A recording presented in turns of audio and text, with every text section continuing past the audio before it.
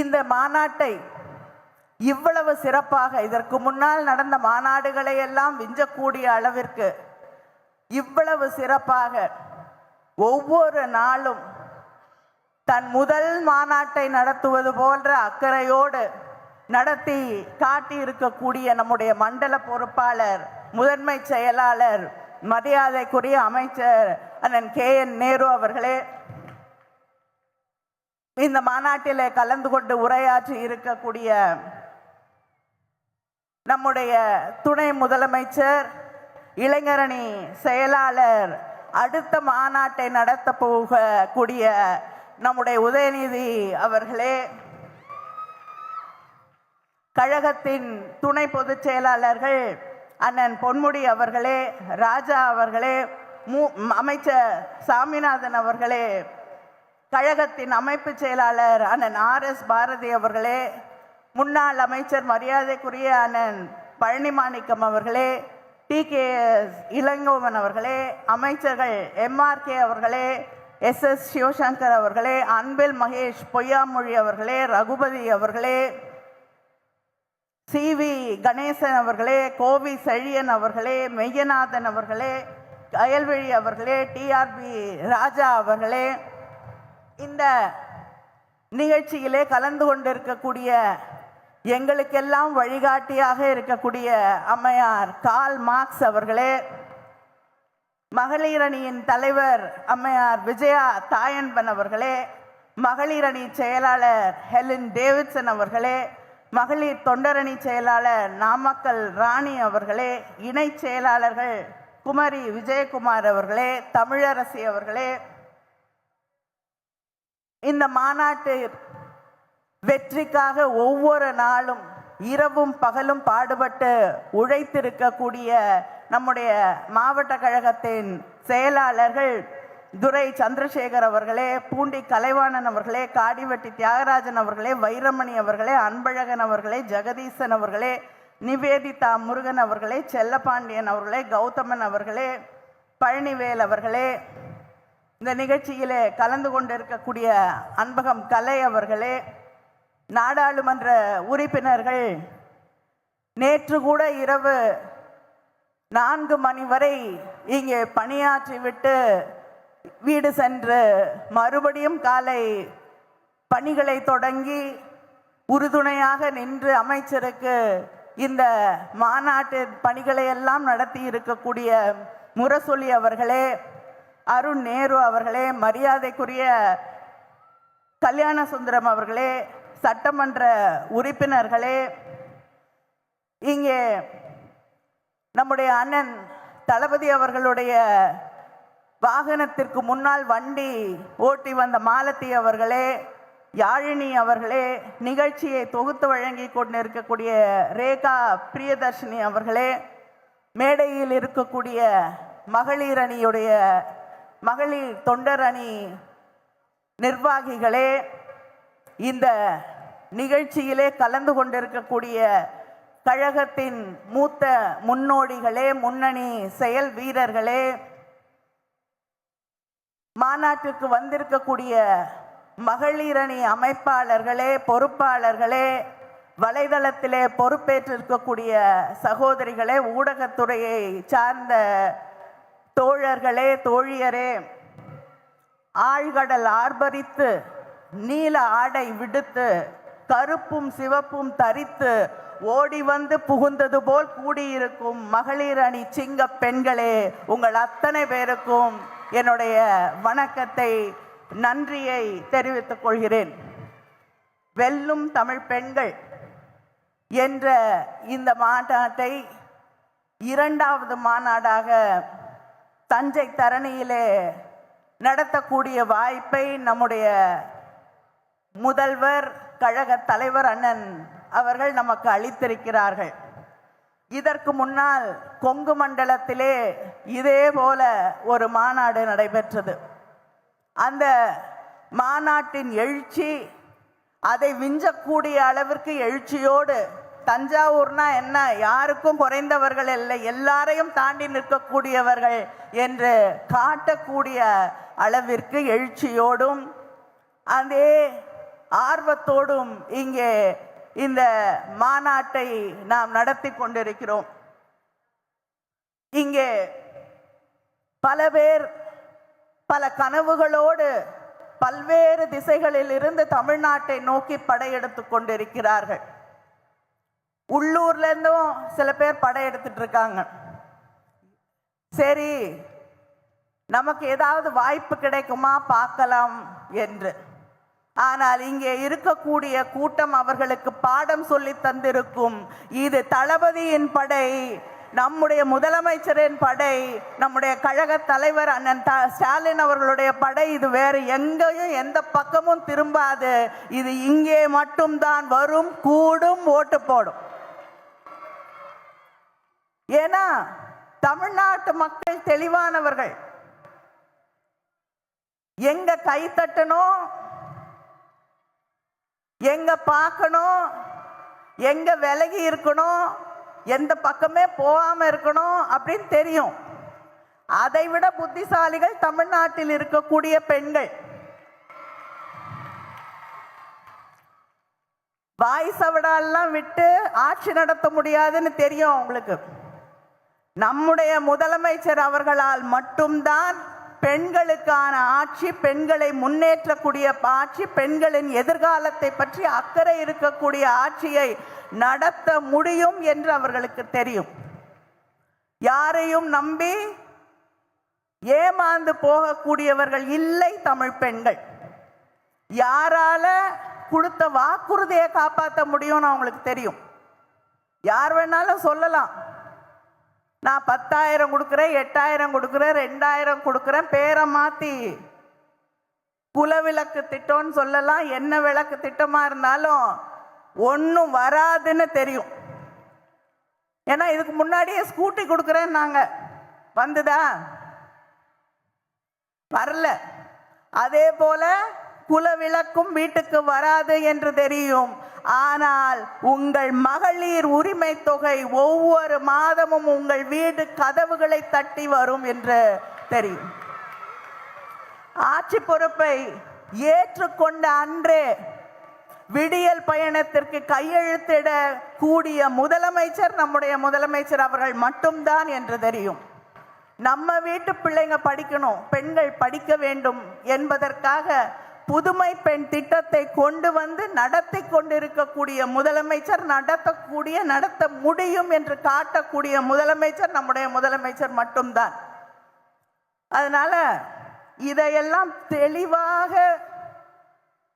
நம்முடைய பெண்கள் உணர்ந்திருக்கிறார்கள். அதனால எந்த பக்கமும் திரும்பி கூட பார்க்க அவங்க தயாராக இல்லை என்பதை இந்த மாநாடு பல கனவுகளோடு தமிழ்நாட்டை நோக்கி வந்து கொண்டிருக்கக்கூடியவர்களுக்கு நிச்சயமாக தெளிவுபடுத்தும்.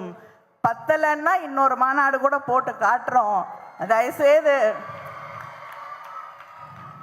உங்க நேரத்தை வீணாக்காதீங்க. அது மட்டும் இல்லை, வரும் பொழுதெல்லாம் டபுள் என்ஜின் அதுதான் இந்த நாட்டுக்கு நல்ல என்ஜினுங்கிறாங்க. எனக்கு தெரிஞ்ச அந்த என்ஜின் என்னைக்குமே வேலை செய்யாத என்ஜினாக தான் இருக்கு, ரிப்பேர் மாடல் என்ஜினாக தான் இருக்கு. நான் சொன்னது போல டெபக்கிள் என்ஜினாக தான் இருக்கு, தேராத என்ஜினாகத்தான் இருக்கிறது. ஏனென்றால் நம்முடைய திராவிட மாடல் என்ஜினை எடுத்துக்கொள்ளுங்கள். குஜராத்ல மொத்தம் மருத்துவக் கல்லூரிகள், அரசு மருத்துவக் கல்லூரிகள் என்று எடுத்துக்கொண்டீர்கள் என்றால் 6 தான். ஆனா தமிழ்நாட்டில் அரசு மருத்துவமனைகள் 2000க்கு மேல இருக்கு. அதற்கான படுக்கை வசதிகள் கிட்டத்தட்ட 1 லட்சத்தை தொட்டு கொண்டிருக்கிறது. உத்தரப்பிரதேசத்தில் பார்த்தோம், கோவிட் நேரத்தில் அங்க மக்களை மருத்துவமனைக்குள்ள அனுமதிக்க கூட முடியல. வெளியில ஆட்டோலையும் வண்டியிலையும் டிராக்டர்லையும் படுத்து கிடந்தார்கள்.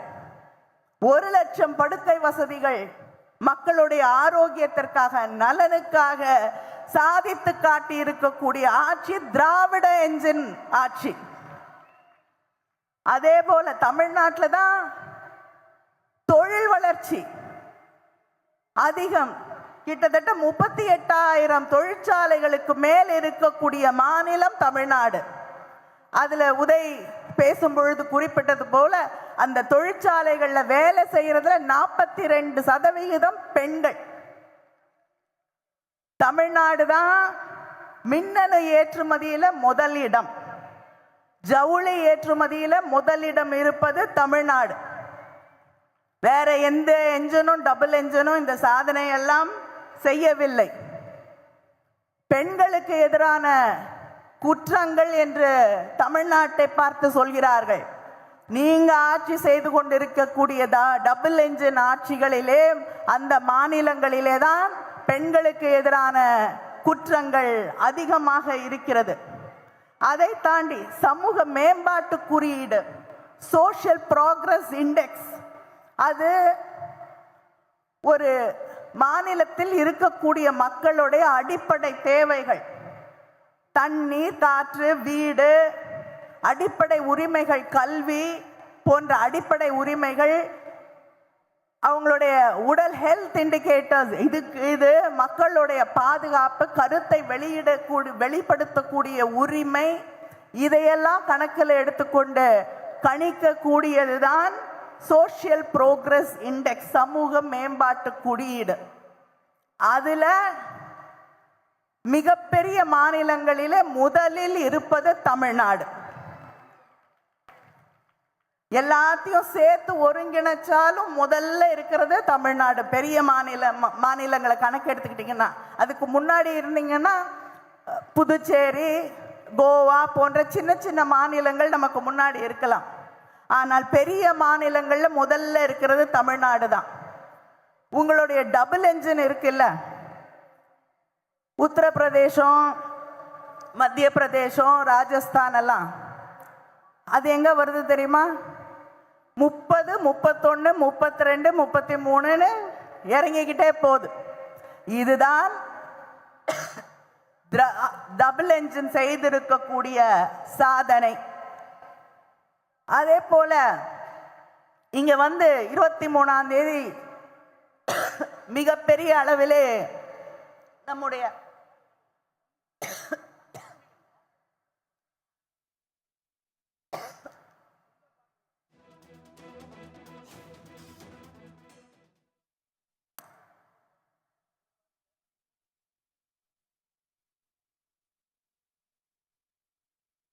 மன்னிக்க வேண்டும், 2-3 நாட்களாக உடல்நிலை சரியில்லை, ஆனாலும் உங்களை பார்க்க வேண்டும் என்று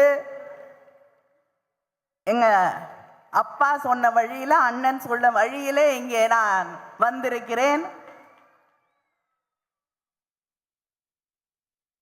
இங்கே உரையாற்றி எல்லாரையும் கேள்வி கேட்டுவிட்டு நம்முடைய பிரதமர் அவர்கள் சென்றிருக்கிறார்கள்.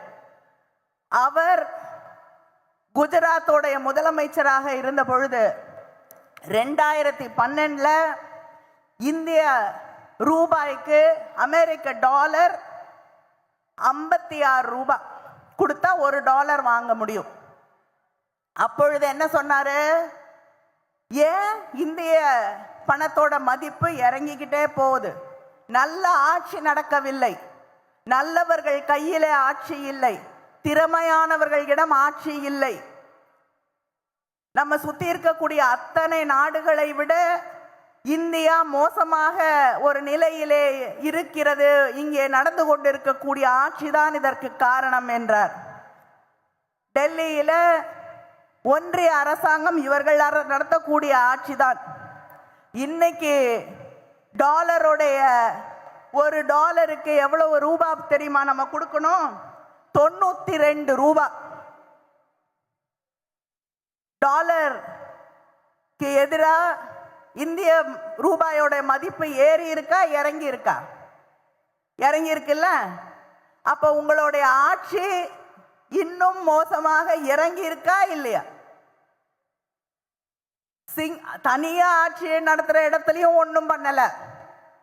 அதே போல நீங்க நடத்தக்கூடிய ஒன்றிய அரசிலும் உலகத்திலே இருக்கக்கூடிய ஒரு மதிப்பீட்டாக இருக்கக்கூடிய அந்த டாலர், அமெரிக்கன் டாலருக்கு எதிராக இந்திய பணத்தோடைய மதிப்பு இறங்கிக் கொண்டே போகிறது. இப்படிப்பட்ட ஒரு ஆட்சியை நடத்தி கொண்டிருக்கக்கூடிய நீங்கள் எங்களை பார்த்து கேள்வி கேட்கிறீர்கள், எங்களை பார்த்து கேள்வி கணைகளை தொடுத்து இந்த ஆட்சியை மாற்றி காட்டுவேன் என்று சபதம் விடுகிறீர்கள். நான் ஒன்றை சொல்லுகிறேன், நீங்க எந்த கனவுல இங்க வந்து இறங்கினாலும் நிச்சயமாக சரியான பாடத்தை தமிழ் பெண்கள் உங்களுக்கு சொல்லி தருவார்கள். இது குடியரசு தினம். குடியரசு என்றால் மக்களால் தேர்ந்தெடுக்கப்பட்ட ஆட்சி, ரிப்பப்ளிக். ஆனா இங்க ஒருத்தர் இருக்காரு தமிழ்நாட்டில், அவருக்கு குடியரசுனா என்னன்னு தெரியாது, ரிப்பப்ளிக்னா என்னன்னு தெரியாது. கவர்னர் தெரியல, முதலமைச்சர் அவர் ஏன் வந்து அவர்கிட்ட அவரை அழைச்சு அங்க பேச வைக்கிறாங்கன்னே எனக்கு தெரியல. ஏன்னா வேற வழி. ஆனா உங்களுக்குலாம் அங்க ஒருவேளை சட்டமன்றத்தில் பொழுது போகுதோ என்னமோ தெரியல எனக்கு. ஆனா பொறுமையாக சகித்து கொண்டிருக்கிறார் அண்ணன். வருகிறார், ஒவ்வொரு ஆண்டும் வருகிறார். அங்கே சட்டமன்றத்திலே வந்து அங்கே கொடுக்கப்படக்கூடிய வாசிக்க வேண்டிய தமிழ்நாடுடைய பாலிசி நோட்டை படிக்க மாட்டார். படிக்க மாட்டேன் அப்படின்ட்டு ஏதாவது ஒரு காரணம், இது சரியில்லை அது சரியில்லை, தேசிய கீதத்தை பாடல. ஏன் வராரு? பாட மாட்டாங்கன்னு தெரியும், நான் வரலன்னு சொல்லலாம். ஒவ்வொரு ஆண்டும் அங்கே வந்து தேர்ந்தெடுக்கப்பட்ட பிரதிநிதிகள், தேர்ந்தெடுக்கப்பட்ட முதலமைச்சர் சொல்லுவதை செய்ய முடியாது என்று இந்த மக்களை, இந்த நாட்டின் மக்களை, அரசை தேர்ந்தெடுத்திருக்கக்கூடிய மக்களை ஒவ்வொரு ஆண்டும் அவமதித்து விட்டு செல்லக்கூடிய ஒரு நிலையை நாம் பார்த்து கொண்டிருக்கிறோம். அதனாலதான் நம்முடைய முதலமைச்சர் அண்ணன் அவர்கள்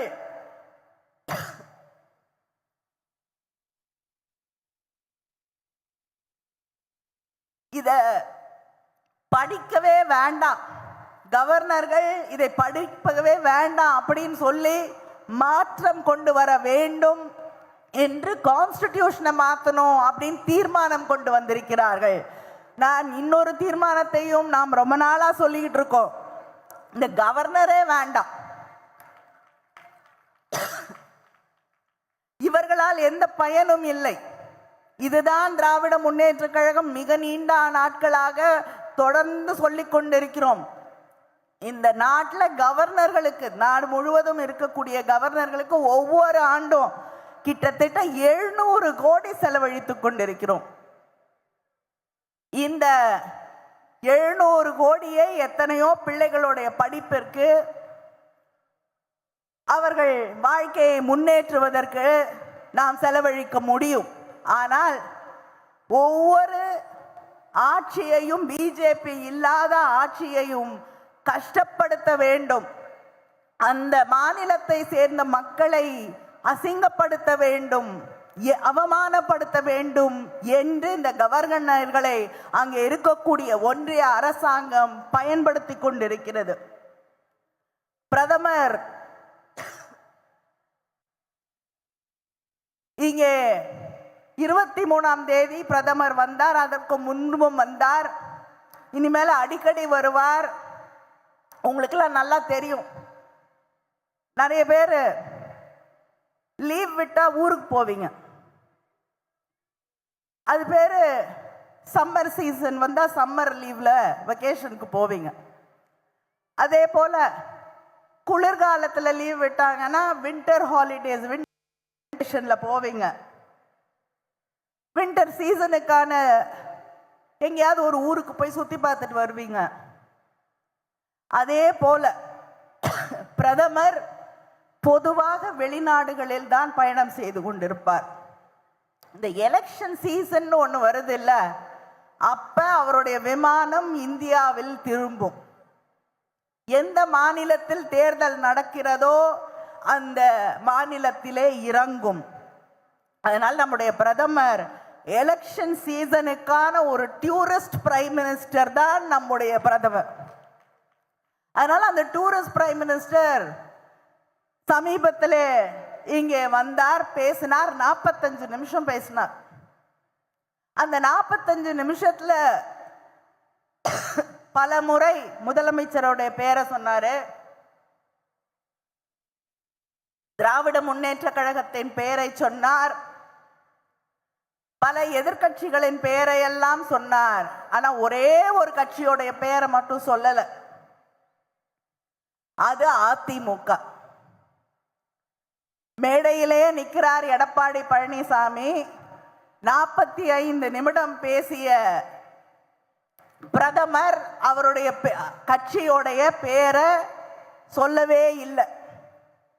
எங்களுக்கெல்லாம் என்ன கவலைன்னா, உங்க பேரு சொல்லாத பேராவே போயிட போது, தயவு செய்து ஜாக்கிரதையாக இருங்கள்.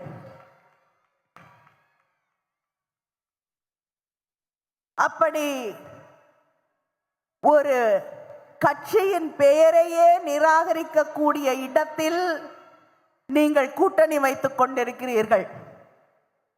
தொடர்ந்து தமிழ்நாட்டுக்கு துரோகம் செய்து கொண்டிருக்கிறீர்கள்.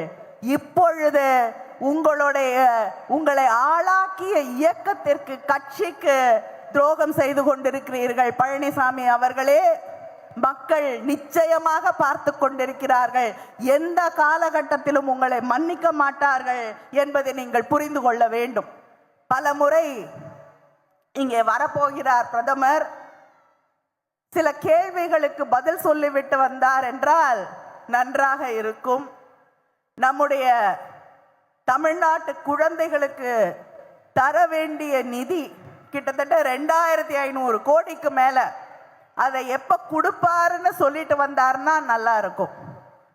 அதே போல நமக்கு தர வேண்டிய ஹொசூர் விமான நிலையத்தை எப்பொழுது தந்துவிட்டு வருவார் என்று சொன்னால் நன்றாக இருக்கும். வெள்ள நிவாரணத்திற்காக முதலமைச்சர் கடிதம் எழுதியிருக்கிறார். பல முறை நிவாரண நிதி தர வேண்டும் என்று கேட்டிருக்கிறார். அதை எப்பொழுது தருவீர்கள் என்று சொல்லிவிட்டு வந்தீர்கள் என்றால் நன்றாக இருக்கும்.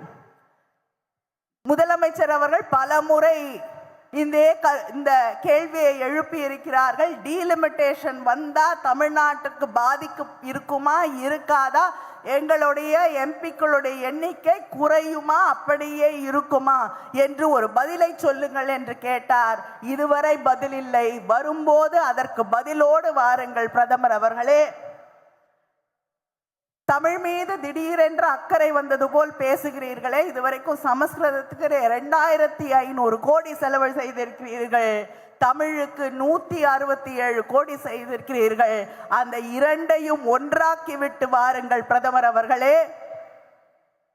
தொடர்ந்து தமிழ்நாட்டின் திட்டங்களை நிறுத்த, தமிழ்நாட்டுக்கு தர வேண்டிய நிதியை நிறுத்திவிட்டு, இங்கே சீசனுக்கு சீசன் வந்து இங்கே தேர்தல் பிரச்சாரம் மட்டும் செய்துவிட்டு தமிழ்நாட்டு மக்களை வஞ்சித்து கொண்டே இருக்கக்கூடியவர்களோடு கூட்டணி வைத்து கொண்டிருப்பவர்கள் யார் என்பதை தமிழ்நாட்டு பெண்கள் புரிந்து கொண்டிருக்கிறார்கள். இவர்கள் யாருக்கும் இந்த தமிழ் மண்ணிலே இடமில்லை என்பதை நாம் காட்டுவோம். இங்கே இருக்கக்கூடிய ஒவ்வொரு சகோதரியும் ஒரு தேர்தல் பிரச்சார பீரங்கியாக ஒவ்வொரு வீடாக தேடி சென்று நம்முடைய சாதனைகளை சில புரியாதவர்கள் இருந்தால் அவர்களிடம் எடுத்து சொல்லுங்கள். அவர்களுடைய எதிர்காலத்தை பாதுகாத்துக் கொள்ள சொல்லுங்கள். நன்றி, வணக்கம்.